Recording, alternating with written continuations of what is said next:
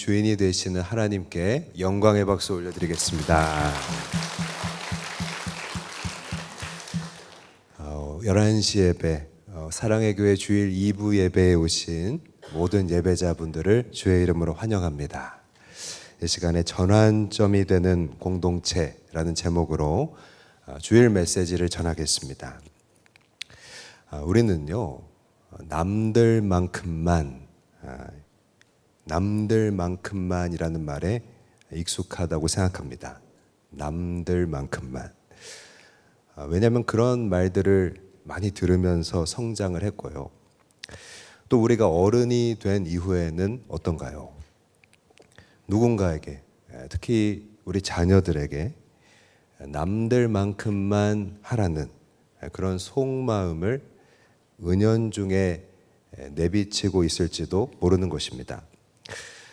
근데 이 남들만큼만이라는 말은요, 사실 평범하라는 의미잖아요.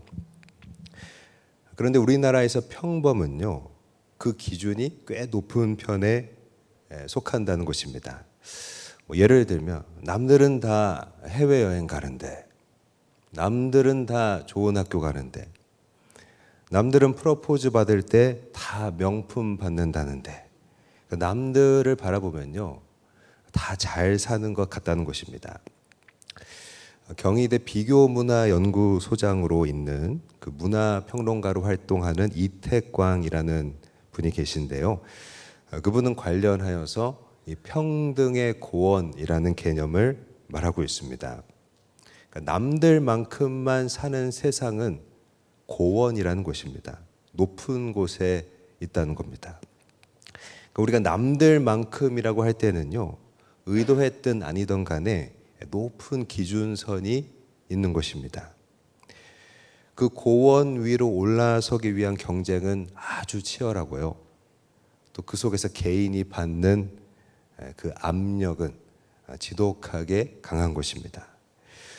그래서 우리는요, 알게 모르게 남들만큼 살아야 한다라는 그런 무의식적인 강박이 우리 마음속에 깃들여 있을 수 있습니다. 그룹 패닉의 가수 이적 씨는요, 남들만큼만을 추구하는, 아니 남들과 같아야 한다라는 이 획일화된 세상을 향해서 왼손잡이라는 노래를 만들었습니다. 거기 가사를 보면요, 모두 다 똑같은 손을 들어야 한다고, 그런 눈으로 나를 욕하지 마. 난 아무것도 망치지 않아. 나는 왼손잡이야. 이렇게 이제 노래를 하는데요. 이 가사 속의 주인공은요, 내가 남들과 다르다고 해서 나에게 함부로 틀렸다고 말하지 말라는 것입니다. 왼손잡이는 틀린 것이 아니라 다른 것일 뿐이니까 모두 다 오른손을 써야 한다고 나에게 강요하지 말라는 것입니다. 그런데 여러분, 성경에도 이런 왼손잡이 가사 속에 그런 마음을 갖고 자랐을 법한 사람이 한 명 있습니다. 남들만큼만이라고 했을 때 아주 많은 스트레스를 받고 살았을 사람, 오늘 본문의 에훗이라는 것입니다. 에훗은요, 이적의 노래처럼 왼손잡이였습니다. 여러분, 세계적으로 보면 이 성인 중에 10% 정도는 왼손잡이라고 합니다. 그런데 여러분, 왼손잡이여도요, 후천적인 노력에 의해서 이 오른손잡이로 훈련될 수 있다는 것을 잘 아실 겁니다. 하지만 에훗의 특징이 있었는데요, 그것이 불가능했다라는 것입니다. 그가 왼손잡이였다라는 말을 히브리어로 보면요, 오른손이 불편한 자다, 그렇게 되어 있습니다. 그러니까 에훗은요, 왼손만 쓰면서 살 수밖에 없는 그런 조건을 갖고 있었던 사람입니다. 이 문제는 그가 스스로 어떻게 결정할 수 있는 게 아니었고요, 그가 태어나면서부터 가지고 있었던 모습, 즉 에훗의 한계였다는 것입니다. 여러분, 오늘날에는 어떻습니까? 왼손을 잘 쓸 수 있다는 것은요, 창의력의 상징으로 그렇게 여겨지잖아요. 대표적인 왼손잡이로 어떤 사람들이 있습니까? 애플의 창업주인 스티브 잡스가 있죠. 아이폰을 만들어서 세상의 패러다임을 바꾼 사람이잖아요. 또 미국의 대통령이었던 버락 오바마도 대표적인 왼손잡이라는 것입니다. 또 여러분 야구를 좋아하십니까? 현대의 야구에서는요, 좌완이라고 하죠. 왼손 투수. 그리고 또 이 왼손 타자가 더 귀한 대접을 받고 있다는 것입니다. 그러나 에훗이 속해 있는 이 히브리인들은요, 오른손을 굉장히 중요시하는 사회였다는 거예요. 이 오른손은 히브리인들의 문화에서는 권능을 가리키곤 했다는 것입니다. 예를 들어서 아버지가 가장이 자녀들을 사랑하는 마음으로 축복할 때도요, 오른손에 힘을 실어서 했다는 것입니다. 솔로몬이 남긴 전도서에도 보면요, 이런 말씀이 있습니다. 지혜자의 마음은 오른쪽에 있고 우매한 자의 마음은 왼쪽에 있다. 그러니까 전통적인 히브리인의 사고를 잘 대변하는 말씀이라고 생각합니다. 오른쪽은 좋고 왼쪽은 왠지 꺼림칙하다라는 것입니다. 심지어 이 에훗이 속해 있던 베냐민 지파라는 그 공동체는요, 이 베냐민이라는 그 명칭이 오른손의 아들이라는 뜻입니다.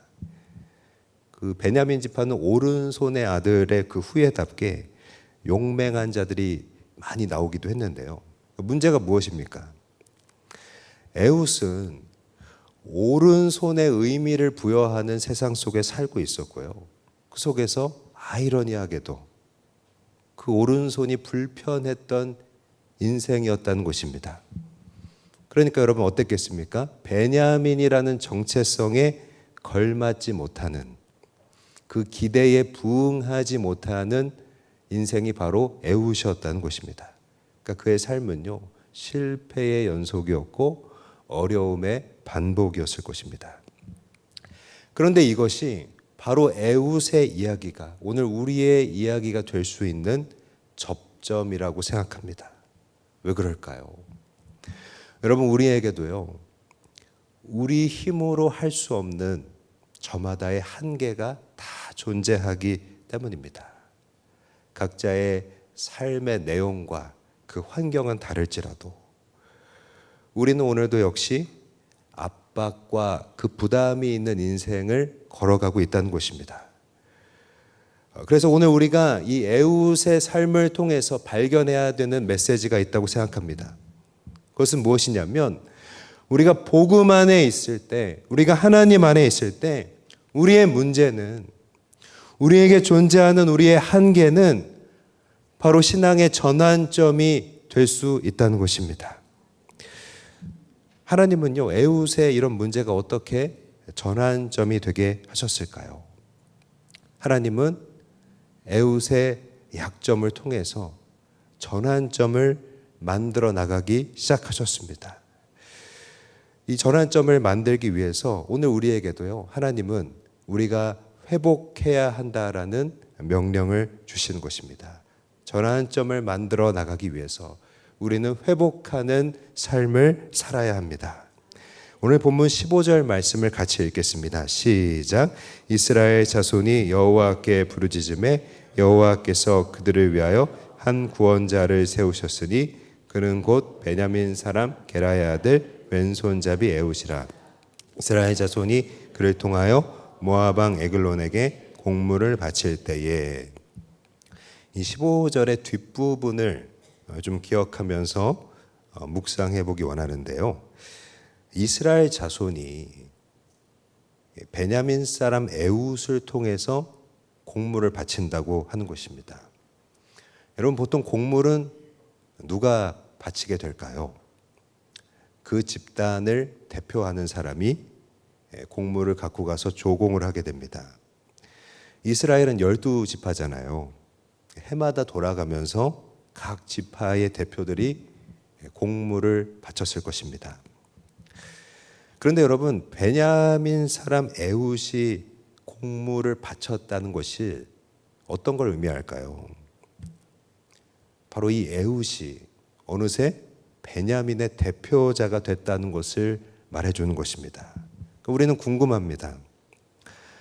아웃사이더의 열등감에 점철되어 있었던 에훗이 어떻게 공동체의 그 베냐민의 리더가 됐을까 하는 것입니다. 지금 에훗을 보면 오른손을 쓸 수 없는 그의 조건은요, 예전과 그대로인 거잖아요. 하지만 베냐민의 대표가 된 이 에훗의 변화를 통해 알 수 있는 것이 있다고 생각합니다. 그것은요, 하나님의 공동체 안에서 바로 에훗의 그 심령이 치유를 경험했다라는 것입니다. 에훗이 치유되고 회복됐기 때문에 그 베냐민이라는 집단의 리더로 변화될 수 있었던 것입니다. 여기서 하나님이 우리에게 주시는 힌트가 한 가지 있습니다. 오늘 우리에게 있는 불완전함, 우리의 한계를 회복할 수 있는 통로는요, 다름 아닌 바로 하나님의 공동체라는 것입니다. 하나님은요, 우리의 불완전함, 우리의 한계를 치유할 수 있는 도구로 그리스도의 몸인 공동체를 우리에게 허락하셨다는 것입니다.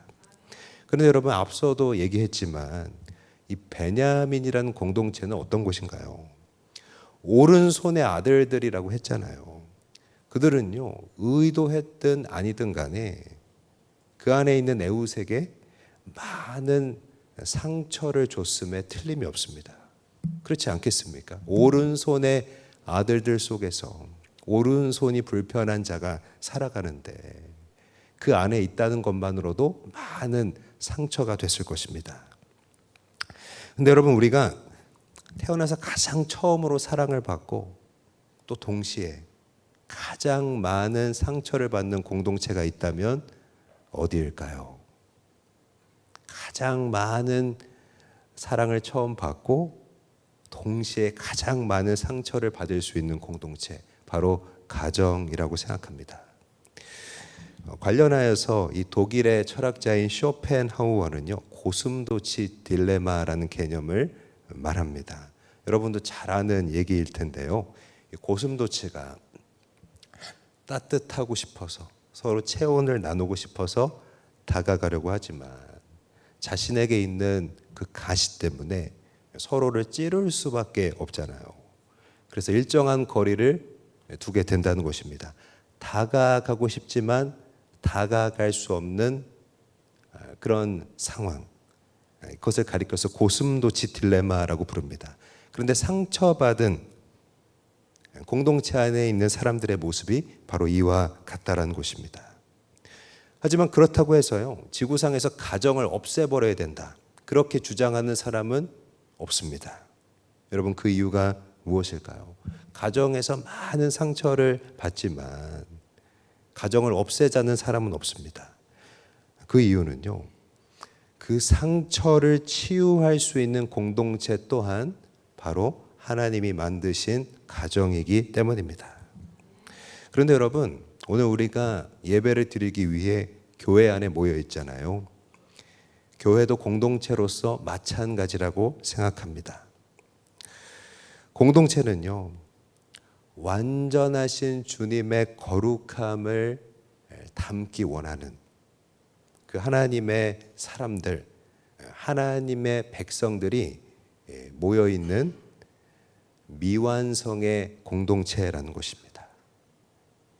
교회는 미완성의 공동체입니다. 그래서 여러분, 교회 안에서 상처받을 수 있습니다. 왜요? 미완성의 공동체이기 때문입니다. 그러나 여러분, 교회 역시 가정과 마찬가지로 서로를 치유하는 회복 공동체가 될 수 있는 것입니다. 교회는요, 죄인이며 부족한 한 사람 한 사람들이 모여서 그러나 예수님의 은혜로 서로를 치유하고 회복시킬 수 있는 것입니다. 여러분, 이런 치유 공동체, 회복 공동체를 우리가 이루어 나가기 위해서는 에훗과 같은 사람을 회복시키는 그러한 공동체가 되기 위해서는 어떻게 해야 할까요? 저는요, 이 공동체 안에서 우리가 서로를 이해해야 한다고 생각합니다. 에베소서 4장 32절 말씀을 한번 참고로 읽겠습니다. 시작. 서로 친절하게 하며 불쌍히 여기며 서로 용서하기를 하나님이 그리스도 안에서 너희를 용서하심과 같이 하라. 아멘. 여러분, 여기 나오는 불쌍히 여기다라는 그 말씀을 우리가 읽었는데, 저는 이 불쌍히 여기다라는 말을 이해하다라는 말로 바꿔 쓸 수 있다고 생각합니다. 근데 사도 바울의 그 고백, 에베소서 4장 32절을 보니까 서로를 불쌍히 여기고 우리가 이해할 수 있는 그 근거가 무엇이라고 되어 있나요? 여러분, 바로 복음이라는 것입니다. 하나님이 그리스도 안에서 너희를 용서하심과 같이 하라. 여러분, 아멘이십니까? 여러분, 오늘 이 자리에 모여있는 우리 한 사람 한 사람들은요, 하나님 앞에서 어떤 사람들입니까? 예수님이 우리의 짐을 대신 지시고 우리를 위하여 흘리신 십자가 보혈로 우리 한 사람 한 사람이 하나님께 품어진 존재인 줄 믿습니다. 아멘이십니까? 여러분, 하나님이 우리를 불쌍히 여기시고 우리를 이해하실 때 우리는 비로소 회복될 수 있고요, 치유될 수 있다는 것입니다. 그래서 공동체는, 믿음의 가정과 또 믿음의 교회는요, 하나님이 우리에게 주신 복음의 은혜로 서로를 불쌍히 여기고 이해해야 한다는 것입니다. 예를 들면 우리 인간은 환경의 영향을 받을 수밖에 없잖아요. 인간을 가리켜서 환경의 산물이라고도 말을 하는데, 우리가 성장한 환경, 우리의 처지, 우리가 그럴 수밖에 없는 이유 같은 것을 우리는 서로 이해해야 한다는 것입니다. 여러분, 우리가 공동체 안에 품어질 수 있을 때, 그 가운데 이해받을 수 있을 때 사람은요, 비로소 자신에 대한 압박, 우리 스스로를 옥죄고 있는 높은 기준으로부터 자유할 수 있게 된다고 생각합니다. 미국의 심리치료사인 마리사 피어라는 분이 있습니다. 나는 오늘도 나를 응원한다라는 그분의 저서에서 이런 언급을 하고 있습니다. 당신은 완벽하지 않아도 된다. 세상에 완벽한 사람이란 존재하지 않는다. 세상에서 가장 불행한 사람은 완벽해지려고 애쓰는 사람이다. 완벽을 겨루는 경기에는 끝이 없기 때문이다. 그래서 결승점에 가까이 다가갈수록 완벽을 추구하는 사람에게 결승점은 점점 더 멀어지고 마는 것이다.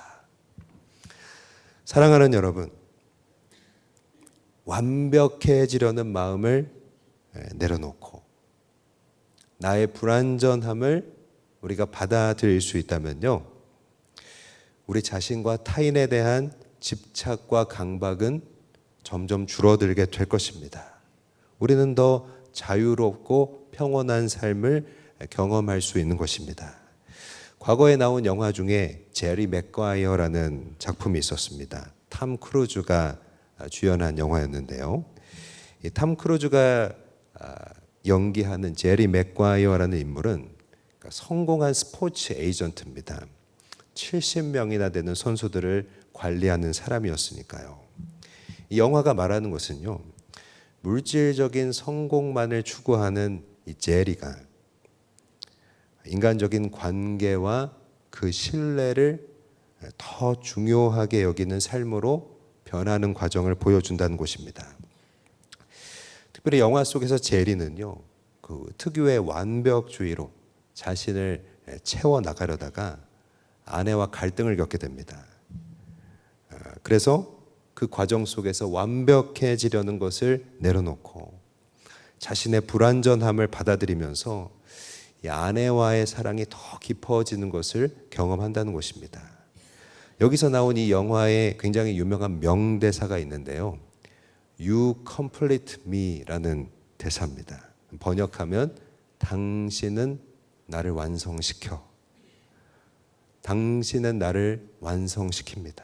여러분, 이 탐 크루즈의 대사처럼 공동체는요, 다름 아닌 서로가 서로를 완성시켜 나가는 것입니다.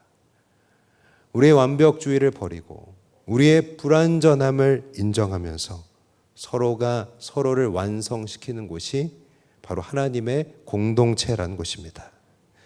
여러분, 에훗도요, 이렇게 자신의 한계를 받아들이고 베냐민들을 이해하는 작업을 시작하는 것입니다. 그리고 성경은 이 일이 18년 동안 이루어졌다라고 우리에게 알려주고 있습니다. 그리고 에훗은요, 줄곧 그에게 상처를 주었던 베냐민이라는 공동체 안에서 회복되어 영적인 리더로 성장하게 된 것입니다. 에훗이 베냐민 안에서 하나님을 만나고 그 베냐민이라는 공동체의 일원이 됩니다.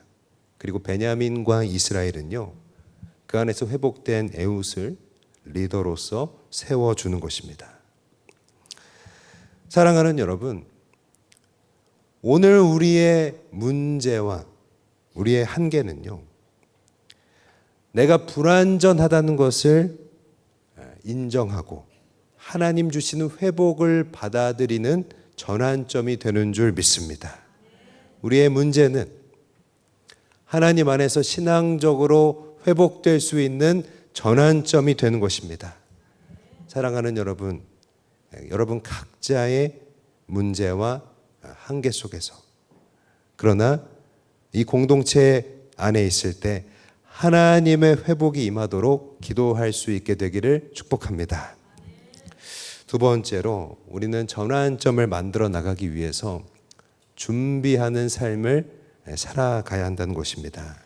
오늘 본문 16절 말씀을 함께 읽겠습니다. 시작. 에훗이 길이가 한 규빗 되는 좌우에 날선 칼을 만들어 그의 오른쪽 허벅지 옷 속에 차고. 지금 읽은 16절 말씀은요, 에훗이 단검을 만드는 그 장면입니다. 근데 여러분, 이 16절을 묵상해 보면 오늘 본문에서 에훗이 하는 일이 즉흥적으로 이루어진 것이 아님을 우리는 깨닫게 되는 것입니다. 에훗이 하는 일은 하나님 앞에서 준비된 일이었고 그 의도를 가진 일이었음을 보게 되는 것입니다. 왜 그럴까요? 지금 한 규빗 되는 짧은 칼을 만들고 있잖아요. 당시에는 흔하지 않은 무기였습니다. 그 길이가요. 하지만 에훗은 자신에게 맞는 길이의 검을 만들고 있고요, 또 좌우에 날선 검을 제작하고 있다는 것입니다. 이런 묵상을 한번 해봅니다. 그에게 맞는 검의 길이와 그 칼은 과연 한 번에 만들어졌을까라는 것입니다.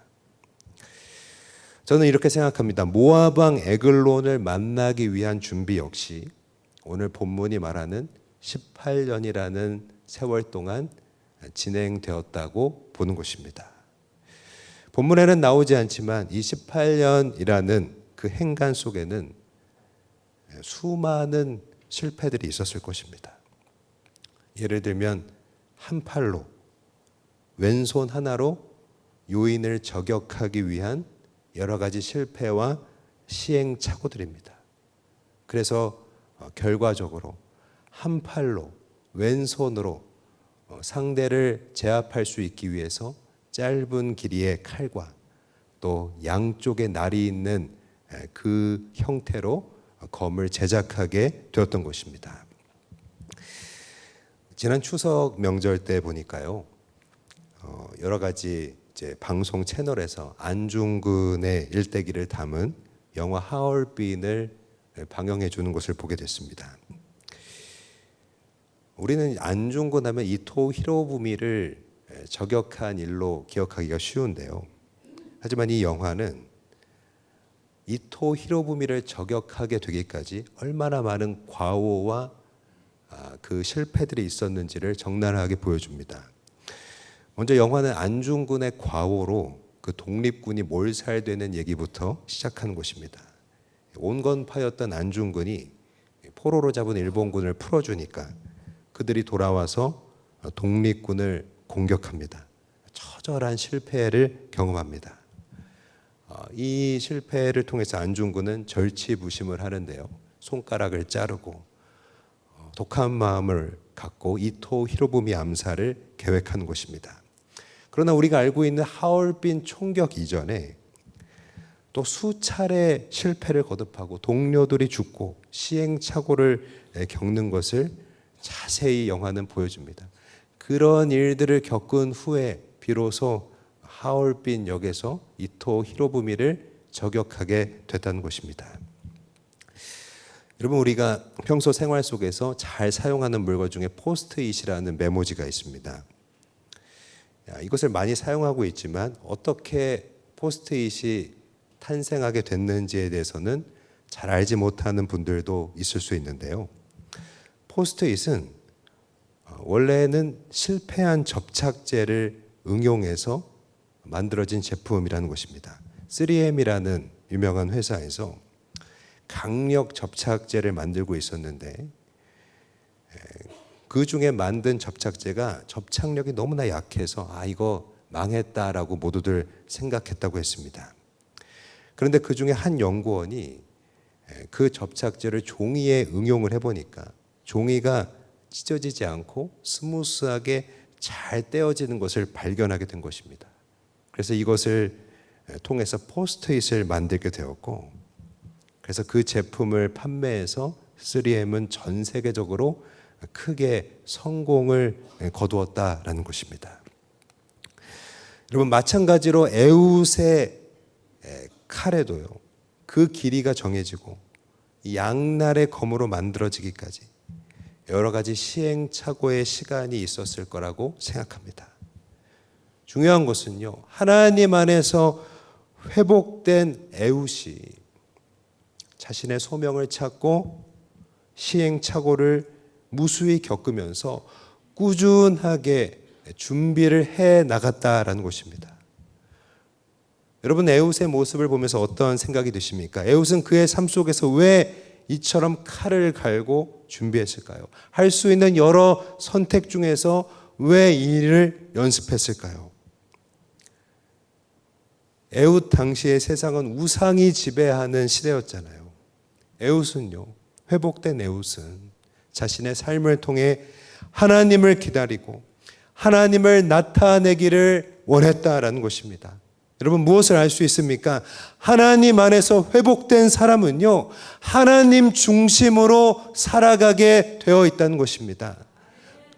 오늘 이 자리에서 함께 예배하는 우리 모든 예배자들이 하나님 중심으로 살아갈 수 있게 되기를 축복합니다. 여러분, 요즘은요, 이런 에웃 같은 신실함, 그런 성실로 준비하는 모습이 점점 사라지고 있는 시대입니다. 낮은 자존감을 갖고 있는 사람들은요, 나 같은 게 뭘 할 수 있을까 하다가 어쩌다 그냥 잘 되면 좋지, 그렇게 생각하는 정도라는 것입니다. 그러나 여러분, 에웃이 주는 메시지가 무엇입니까?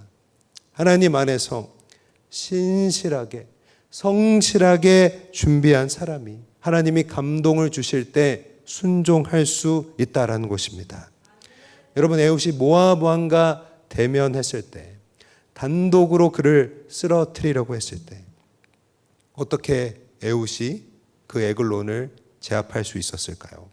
사람을 찔러본 적이 없는 사람이 일격의 상대를 쓰러뜨린다는 것은요, 거의 불가능한 일입니다. 그러니까 무엇을 보여줍니까? 이 순간을 위해서 에웃의 지난 삶 속에 18년이라는 그 시간 속에 많은 준비가 있었다는 것을 우리에게 보여주는 것입니다. 그리고 여러분, 중요한 것, 우리가 준비할 때 하나님의 도우심도 함께 예비된다는 것입니다.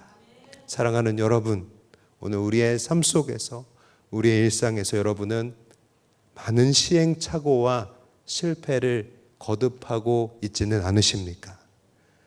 에웃의 삶은 우리에게 말씀합니다.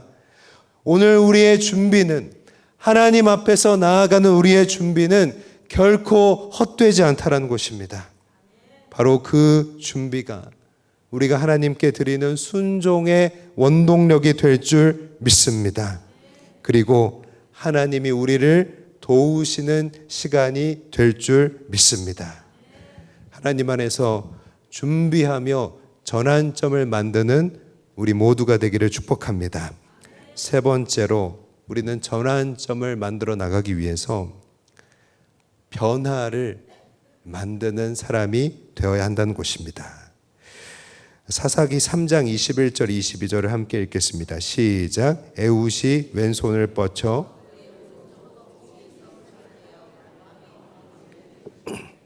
칼자루도 나를 따라 들어가서 그 끝이 등 뒤까지 나갔고 그가 칼을 그의 몸에서 빼내지 아니하였으므로 기름이 칼날에 엉겼더라. 아멘. 지금 읽은 말씀은요, 에훗이 그 모압 왕 에글론을 제압하는 장면입니다.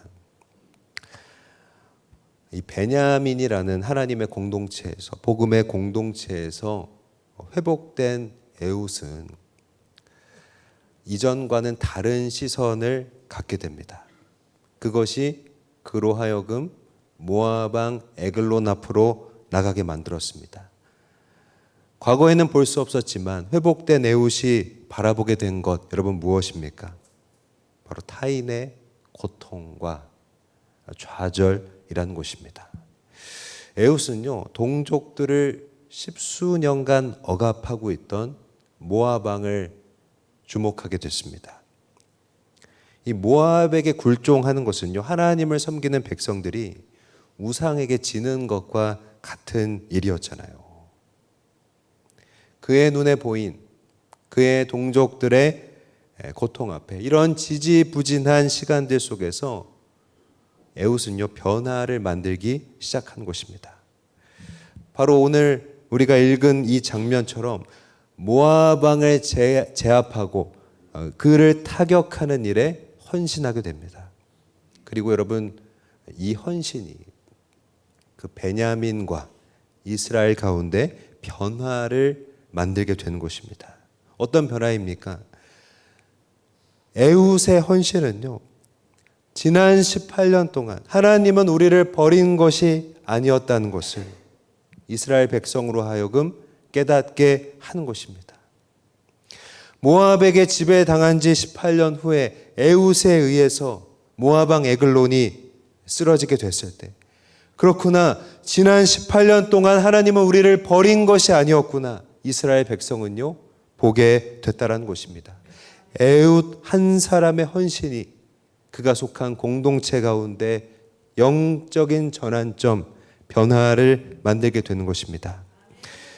참고로 사사기 3장 28절에서 30절까지 같이 한번 읽겠습니다. 시작. 그들에게 이르되 나를 따르라. 여호와께서 너희의 원수들인 모압을 너희의 손에 넘겨 주셨느니라 하매 무리가 에훗을 따라 내려가 모압 맞은편 요단강 나루를 장악하여 한 사람도 건너지 못하게 하였고 그때에 모압 사람 약 10,000명을 죽였으니 장사요 모두 용사라 한 사람도 도망하지 못하였더라. 그날에 모압이 이스라엘 수하에 굴복함에 그 땅이 80년 동안 평온하였더라. 지금 읽은 장면은 모압 왕을 에훗이 쓰러뜨린 이후에 이스라엘 백성들이 에훗과 함께 단결하여서 그 모압의 군대에 대해서 승리하는 그 장면입니다. 그러니까 이스라엘은요, 모압의 용사 10,000명을 바로 앞에서 섬멸하는 것입니다. 근데 여러분, 이 모압의 용사라는 그 군대는요, 이스라엘과는 비교가 안 되는 정예 병들이었다는 것입니다. 에훗이 한쪽 팔밖에 쓸 수 없고 그것도 왼손밖에 사용할 수 없는 에훗이 예상을 뛰어넘어서 모압 왕 에글론을 쓰러뜨렸듯이 이스라엘 역시 예상을 넘어서 모압의 정예 병들을 전멸시키는 것입니다. 성경은요, 작은 한 사람의 그 에훗의 순종과 섬김이 그 공동체 가운데 가져오는 변화를 우리에게 보여주고 있다고 생각합니다. 하나님은요, 이처럼 우리의 연약함을 사용하신다라는 것입니다.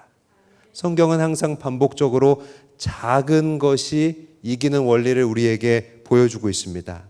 여러분, 하나님 안에서 보잘것없는 존재가 승리하게 되는 이유가 무엇일까요?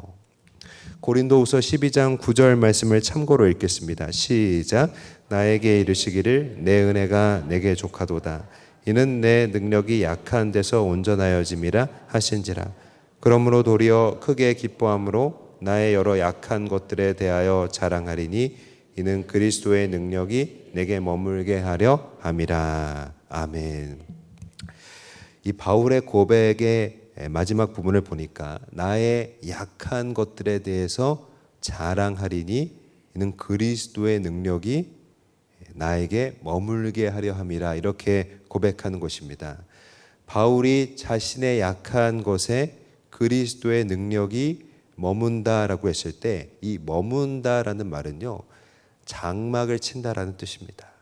그러니까 구약시대 그 광야의 성막에 하나님의 영광이 임재하는 모습을 떠올리게 합니다.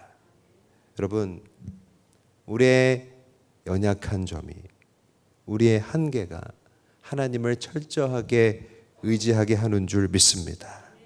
우리가 하나님을 철저히 의지할 때, 우리가 보잘것없고 약해도 하나님을 의지할 때, 바로 그때 성막에 임하는 하나님의 영광과 같은 그 임재가 우리에게 허락된다는 것입니다. 그리고 오늘 하나님은요, 오늘 이 에훗의 삶을 통해 우리에게 말씀하십니다.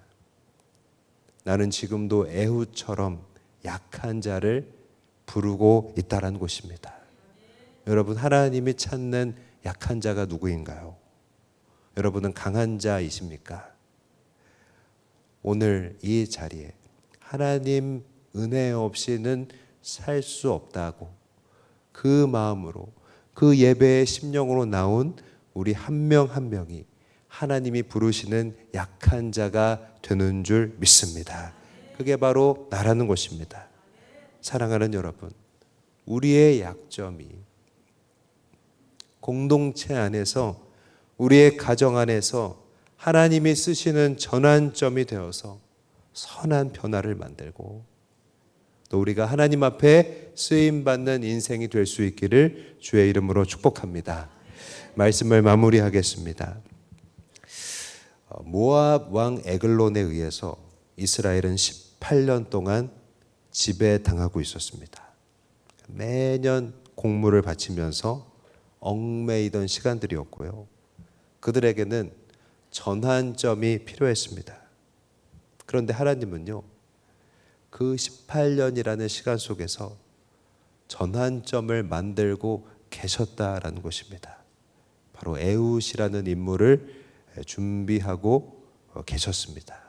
하나님은요, 마찬가지로 이 시간들 속에서 우리 한 명 한 명을 하나님이 쓰실 전환점으로 준비하고 계시는 것입니다.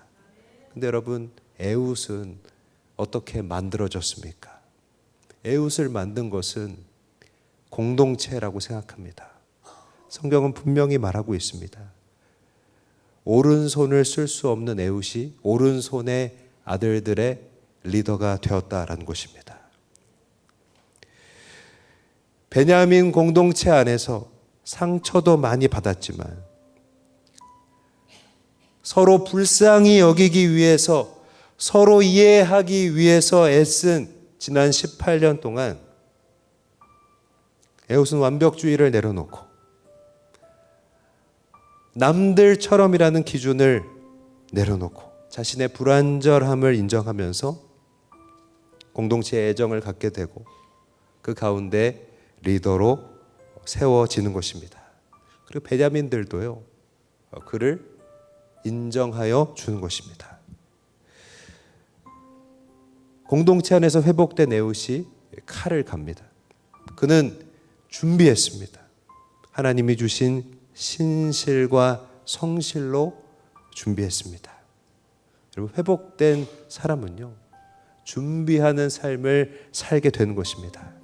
그리고 에훈 역시 자신을 회복시킨 베냐민 공동체를 위해서, 이스라엘을 위해서 하나의 전환점이 되어준다는 것입니다. 자신이 먼저 우상을 꺾고 또 공동체로 하여금 우상을 이겨낼 수 있도록 그 은혜를 흘려보내고 있는 것입니다. 사랑하는 여러분, 오늘 우리가 성령 안에서 우리의 약점을 하나님이 쓰시는 전환점으로 만들어가는 하나님의 사람들이 될 수 있기를 축복합니다. 그리고 회복된 우리가 속한 가정과 교회 공동체의 전환점이 되어주는 그 통로가 될 수 있기를 이 시간 주의 이름으로 간절히 바라고 사랑으로 축복드립니다. 하나님께 영광 돌리겠습니다.